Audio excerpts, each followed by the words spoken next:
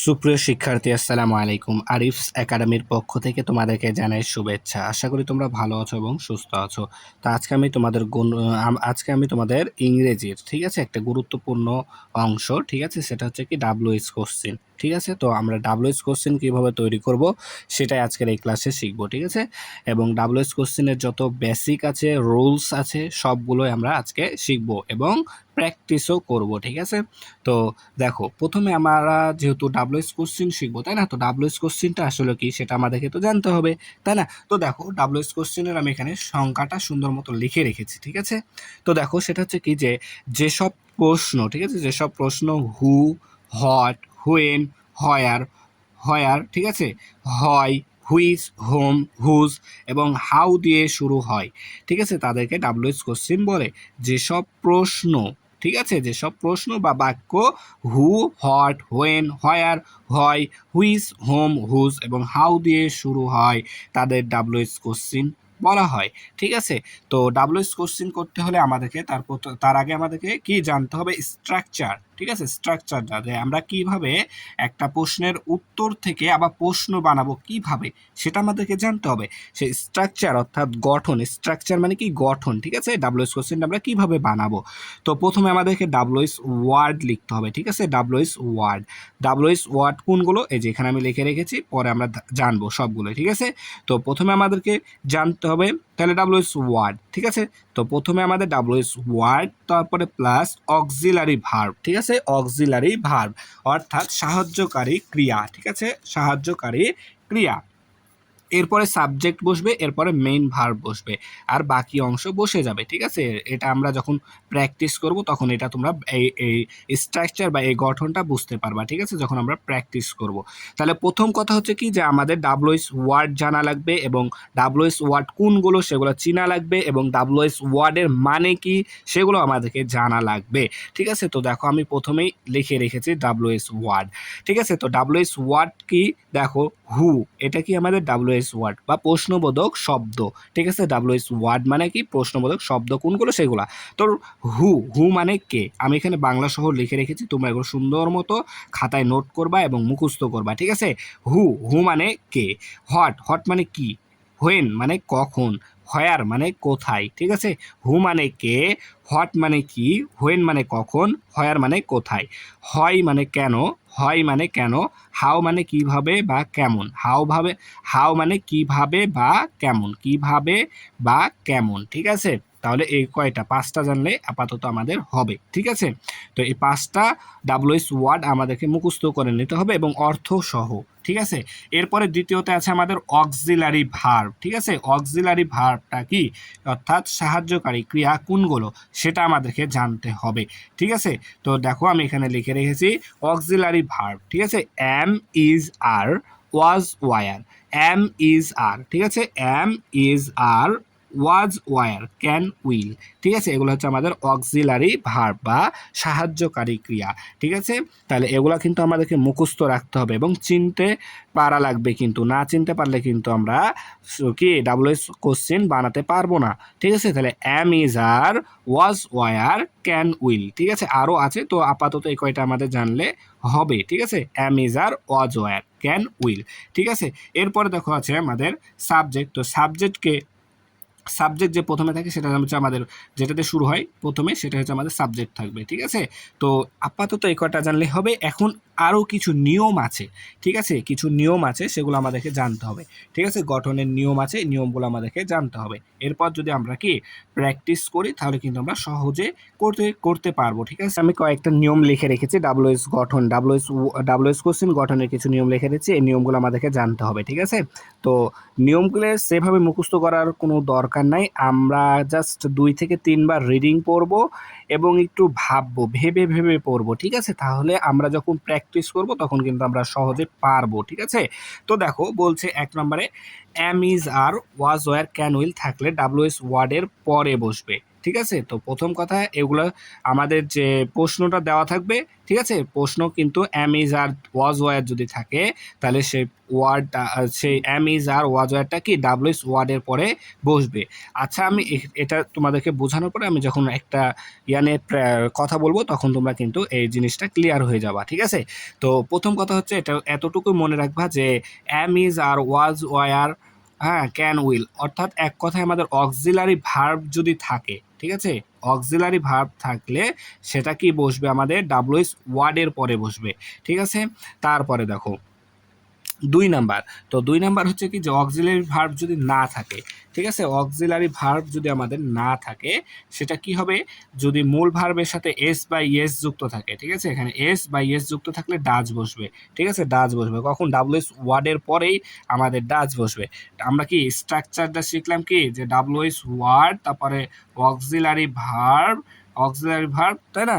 তাহলে এখানে WS word বসবে প্রথমে, তারপরে এখানে আমাদের অক্সিলারি ভার্ব, এই যে এগুলা, এই যে অক্সিলারি ভার্ব কিন্তু আমাদের প্রশ্নে থাকবে। যদি থাকে তাহলে আমরা এই ডাব্লিউএস ওয়ার্ডের পরে এখানে অক্সিলারি ভার্বটা বসাই দেবো। আর যদি ডাব্লিউএস ওয়ার্ডের পর আমাদের যদি প্রশ্নে যদি কি থাকে না অক্সিলারি ভার্ব যদি না থাকে তাহলে এই এস ভার্ব, মূল ভার্ব থাকবে। ওই মূল ভার্বের সাথে যদি এস বা এস যুক্ত থাকে তাহলে আমাদের বসবে কি ডাজ বসবে, ঠিক আছে? আমাদের ডাজ বসবে। এতটুকু মনে রাখবা যে যদি অক্সিলারি ভার্ব না থাকে তাহলে মূল ভার্বের সাথে এস বা এস যুক্ত থাকলে ডাজ বসবে, ঠিক আছে?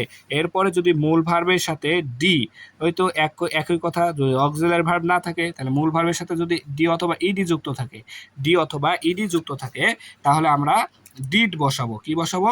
ডিড বসাবো। ডাব্লিউএস ওয়ার্ডের পরে ডিড বসাবো, ঠিক আছে? ডাব্লিউএস ওয়ার্ডের পরেই ডিড বসাবো, ঠিক আছে?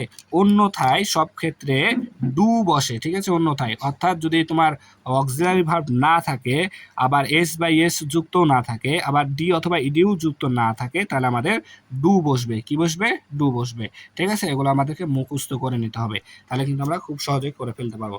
আরও 2টা কথা আছে, সেটা হচ্ছে কি দেখো, বাক্যে যে বাক্যটা আমাদের দেওয়া থাকবে, ঠিক আছে? যদি বাক্যে আই বা উই থাকে, আই বা উই থাকলে প্রশ্নে তা হয়ে যাবে ইউ, প্রশ্নে তা হয়ে যাবে আমাদের ইউ, ঠিক আছে? প্রশ্নে হয়ে যাবে তা আমাদের কি ইউ। তারপরে যদি মাই বা আওয়ার থাকে, বাক্যে যদি মাই বা আওয়ার থাকে তাহলে তা প্রশ্নে ইওর হয়ে যাবে, ঠিক আছে? ইওর হয়ে যাবে।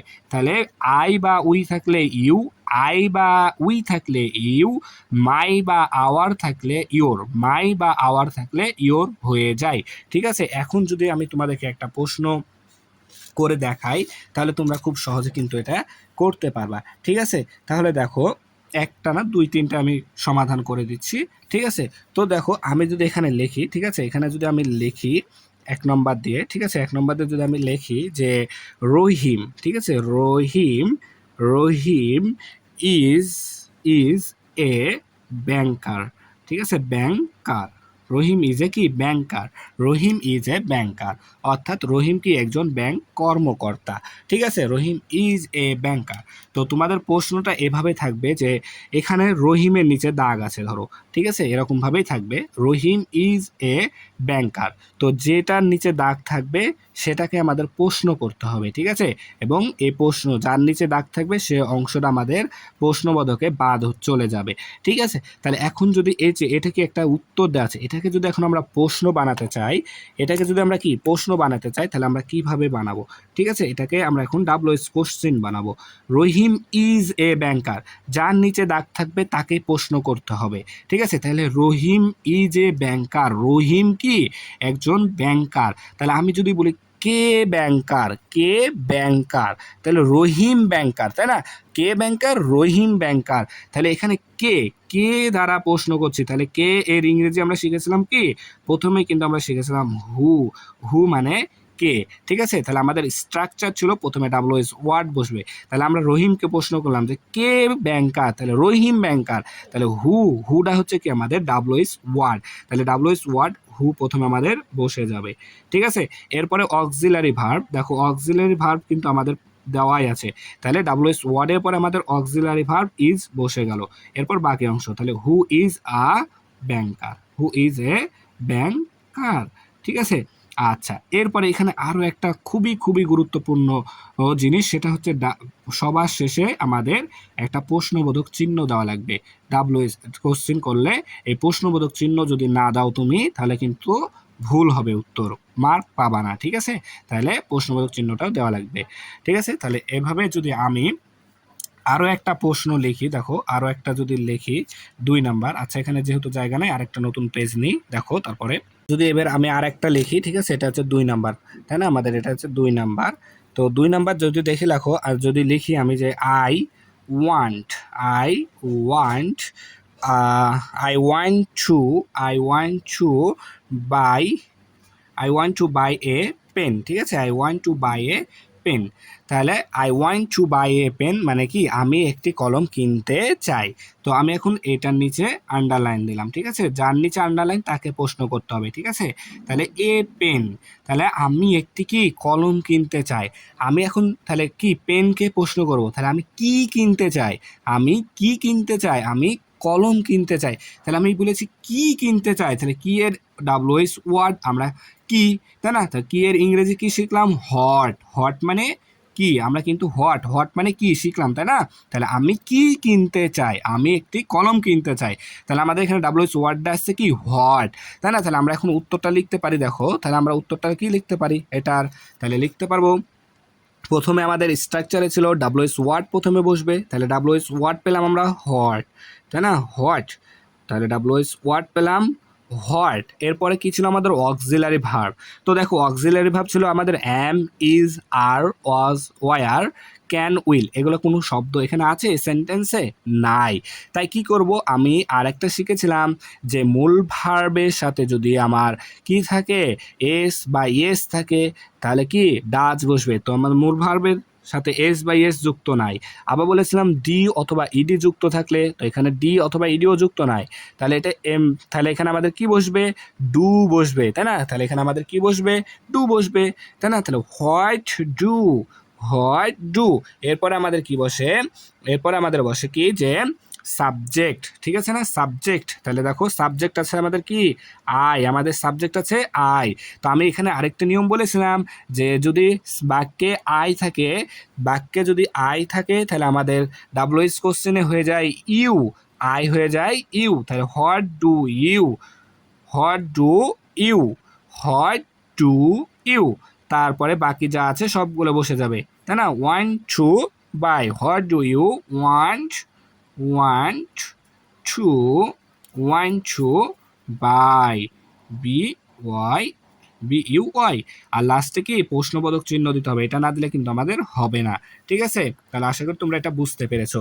এরপরে দেখো আমি যদি আরেকটা লিখি, ঠিক আছে? আরও একটা যদি আমি লিখি, এখানে আরেকটা প্রশ্ন লিখলাম, সেটা হচ্ছে কি যে he lives in Rajshahi, he lives in Rajshahi. আচ্ছা, এখানে ইন রাজশাহীর নিচে আমাদের আন্ডারলাইন আছে। ঠিক আছে? তাহলে হি লিভস ইন রাজশাহী, সে রাজশাহীতে বাস করে। ঠিক আছে? সে রাজশাহীতে বাস করে। তাহলে যার নিচে আন্ডারলাইন তাকে প্রশ্ন করব, তাহলে সে কোথায় বাস করে, সে কোথায় বাস করে, সে রাজশাহীতে বাস করে। তাহলে এখানে আমাদের প্রশ্নবোধক চিহ্ন, প্রশ্নবোধক কথাটা কি আসছে? কোথায়। তাহলে সে কোথায় বাস করে, আর কোথায় ইংরেজি কি আমাদের হয়ার, WHARE, হয়ার। হয়ার মানে কোথায়, আমরা কিন্তু প্রথমেই শিখে নিয়েছি, তাই না? তাহলে সে কোথায় বাস করে? রাজশাহীতে বাস করে।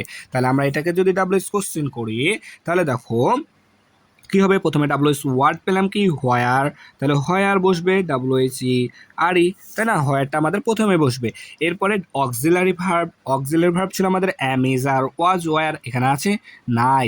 কিন্তু দেখো বাস করে, তাহলে আমাদের এখানে দেওয়া আছে দেখো মূল ভার্ব লিভস, লিভসের সাথে আমাদের দেখো এস যুক্ত আছে, এস যুক্ত আছে। তাহলে আমাদের কি বসবে? ডাজ বসবে, তাই না? আমরা কিন্তু নিয়মে পড়লাম যে এস বাই এস যুক্ত থাকলে ডাজ বসবে, ডি অথবা ইডি যুক্ত থাকলে ডিড বসবে। আর যদি এস বা ইএস, ডি অথবা ইডি যুক্ত না থাকে তাহলে শুধুমাত্র ডু বসবে। তাহলে এখানে এস যুক্ত আছে, তাই আমরা এখানে ডাজ বসাবো। তাহলে হোয়ার ডাজ, হোয়ার ডাজ। এরপরে দেখো এখানে আমাদের হি আছে, তাই না? তাহলে আমরা কি শিখলাম যে যদি কোনো বাক্যে আই অথবা ইউ থাকে, আই অথবা উই থাকে তাহলে ইউ হয়, মাই অথবা আওয়ার থাকলে ইউর হয়, কিন্তু হি এর কোনো ই নাই। তাহলে আমরা হি নিয়ে কোনো কথা বলিনি, তাহলে আমাদের হি যা আছে তা এখানে থেকে যাবে। তাহলে হোয়ার ডাজ হি, হি বাদ বাকি বসে যাবে এখানটাতে। হোয়ার ডাজ হি লিভ হবে এখানে, তার কারণ দেখো এখানে আমাদের এস এর বদলে কিন্তু আমরা এই ডাজটা লিখেছি, তাই শুধুমাত্র এখানে আমাদের হবে লিভ। তাহলে হোয়ার ডাজ হি লিভ, আর লাস্টে কি হবে আমাদের একটা প্রশ্নবোধক চিহ্ন হবে। এই প্রশ্নবোধক চিহ্ন কিন্তু দেওয়াই লাগবে, যদি না দিই তাহলে কিন্তু আমাদের অ্যান্সার ভুল হবে। ঠিক আছে, তাহলে বুঝতে পারলে আশা করি তিনটার মাধ্যমে। তো আমরা আরও কি প্র্যাকটিস করব নেক্সট ক্লাসে। ঠিক আছে, তো আজকে এই পর্যন্তই। ভিডিওটি ভালো লাগলে অবশ্যই লাইক কমেন্ট শেয়ার করতে ভুলবেন, এবং পরবর্তী ভিডিও সবার আগে পেতে আমাদের চ্যানেলটি সাবস্ক্রাইব করে রাখো। আল্লাহ হাফেজ, আসসালামু আলাইকুম ওয়া রাহমাতুল্লাহ।